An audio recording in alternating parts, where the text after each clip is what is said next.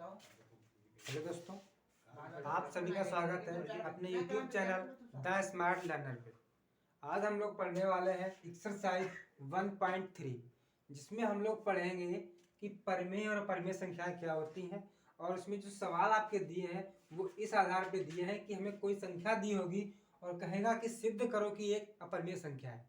ठीक है, तो सवालों को पढ़ने से पहले हम जान लेते हैं कि परिमेय और अपरिमेय संख्याएं क्या होती हैं। ठीक है, तो परिमेय संख्या वो संख्याएं होती है जिनको हम P/Q के रूप में लिख सकते हैं। मतलब वो संख्याएं जिनको हम P/Q के रूप में लिख सकते हैं जहां Q is not equal to 0। मतलब जो Q होगा वो 0 के बराबर नहीं होगा, बल्कि कुछ भी हो सकता है। एग्जाम्पल आपका 4 हो गया, 5 हो गया, 4/8, 3/5 या 2, कुछ भी मान लो हो जाएगा। ठीक है, ये रूट में कोई संख्या दी है जैसे 4, तो रूट में कोई दी गई संख्या वही आपकी परिमेय संख्या होगी जिसका हम लोग वर्गमूल निकाल सकते हैं। ठीक है, बात आती है अपरिमेय संख्याएं।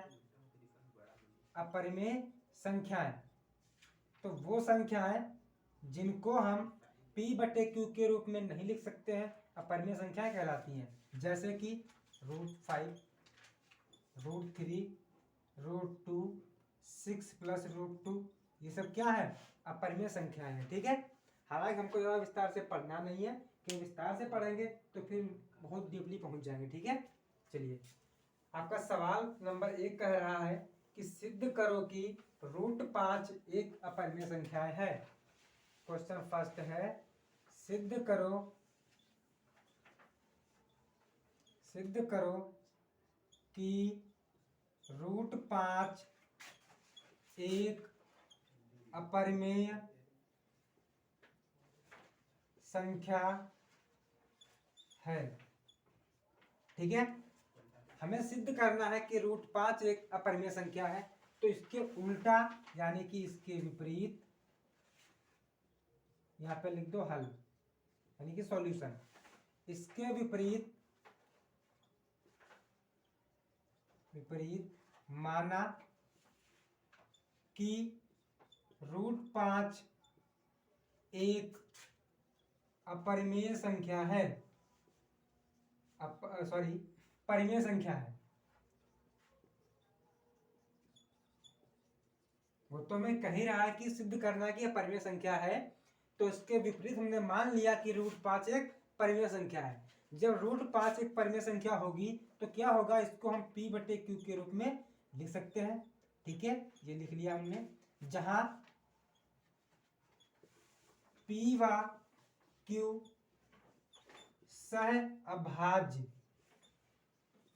सहअभाज्य संख्याएं हैं। अब बात करते हैं कि सहअभाज्य संख्याएं क्या होती हैं। तो वो संख्याएं जिनका HCF यानी कि मासा 1 होता है, क्या कहलाती हैं? सहअभाज्य संख्याएं। ठीक है, तो जब ये सहअभाज्य है तो इनका मासा जो आएगा वो 1 ही होना चाहिए। ठीक है, चलिए इसको हम लोग सॉल्व करते हैं आगे। इसकी हम क्रॉस मल्टीप्लाई कर सकते हैं, यानी कि तिरछी गुणा कर सकते हैं, तो आएगा P = √5Q। हम क्या करते हैं? दोनों पक्षों का वर्ग कर लेते हैं। दोनों पक्षों का वर्ग करने पर जब हम वर्ग करेंगे तो क्या आएगा? P² = 5Q²।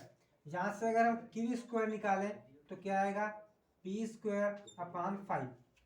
ठीक है, तो इससे हमें क्या मिलता है कि जो 5 है वो P² को डिवाइड करता है, यानी कि विभाजित करता है। तो यहाँ पे लिख देंगे अतः यहाँ 5 P² को विभाजित करता है, अतः जो 5 होगा यानी कि 5 होगा वो P को भी क्या करेगा? विभाजित करेगा। P को भी विभाजित करेगा। जब ये जब 5 P² को विभाजित करेगा तो सीधी सी बात है वो पी को भी विभाजित करेगा। ठीक है, आई होप इतना समझ में आया होगा। चलिए इसके आगे सवाल करते हैं, आगे बढ़ते हैं। ठीक है, चलिए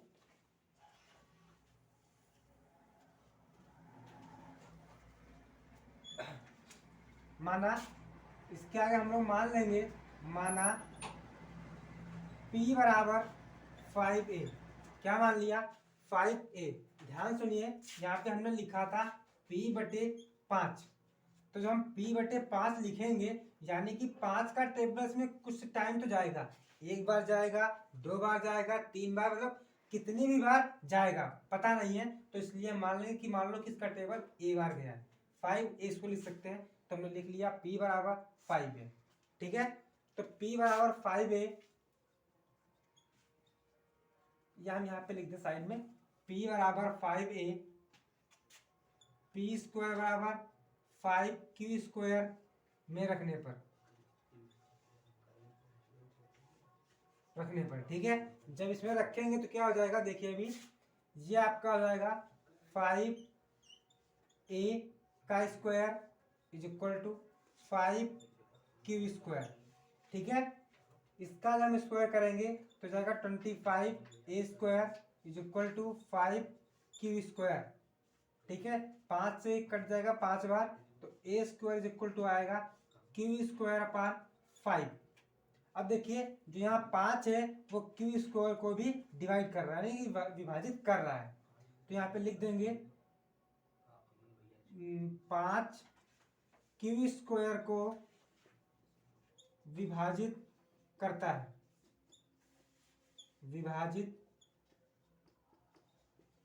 है, अतः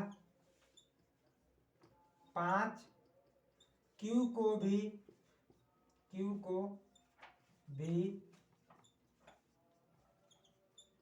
विभाजित करेगा। क्या लिख दिया कि जो 5 होगा वो q को भी विभाजित करता है, अतः वो 5q को भी विभाजित करेगा। जब 5q² को विभाजित करता है तो 5q को भी विभाजित करेगा। ठीक है, तो इसका आगे लिख लेते हैं, उपरोक्त से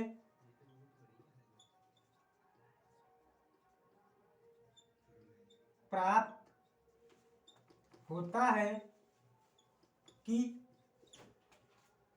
5p व q दोनों को लिख देते हैं, दोनों को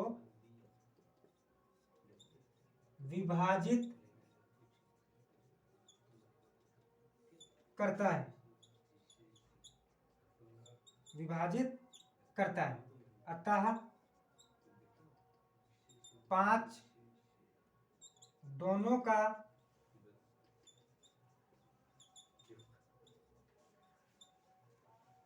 उभयनिष्ठ गुणनखंड होगा।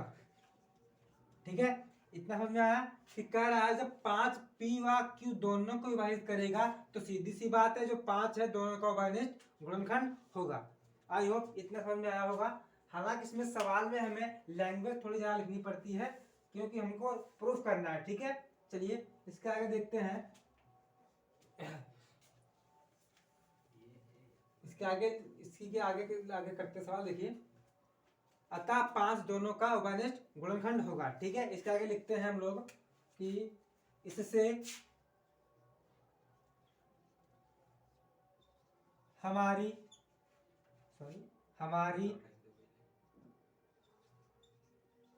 अवधारणा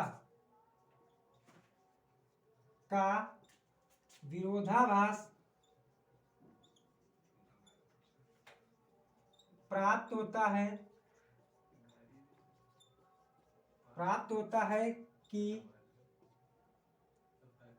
p व q का उभयनिष्ठ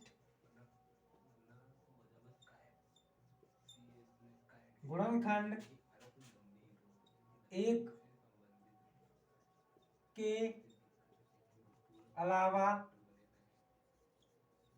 दूसरा नहीं होगा। हमने ऐसा क्यों लिखा? क्योंकि हमने जब ऊपर माना था कि जो √5 एक परिमेय संख्या है तो हमने लिखा था कि पी व क्यू सहवाद संख्या होंगी। तो सहवाद संख्या वो होती है जिनका एचसीएफ केवल एक होता है, यानी कि दोनों में कॉमन मल्टीपल जो होगा वो सिर्फ आपको एक मिलेगा। ठीक है, फैक्टर कॉमन फैक्टर एक मिलेगा, लेकिन यहाँ पे देखिए 5 मिल रहा है, एक के अलावा मिल रहा है। ठीक है, चलिए इसके आगे हम लोग लिखते हैं अतः यह हमारी गलत अवधारणा से प्राप्त होता है। अतः यह हमारी गलत अवधारणा से प्राप्त होता है कि √5 एक परिमेय संख्या है। परिमेय संख्या है, अतः 5 एक अपरिमेय संख्या है। हालांकि पहला सवाल थोड़ा बड़ा हो गया है, ताकि ये सवाल हमने इसलिए बड़ा करते रहा ताकि आप लोगों को समझ में अच्छे से आ जाए। ठीक है, अतः √5 एक अपरिमेय संख्या है। ठीक है, चलिए आई होप सवाल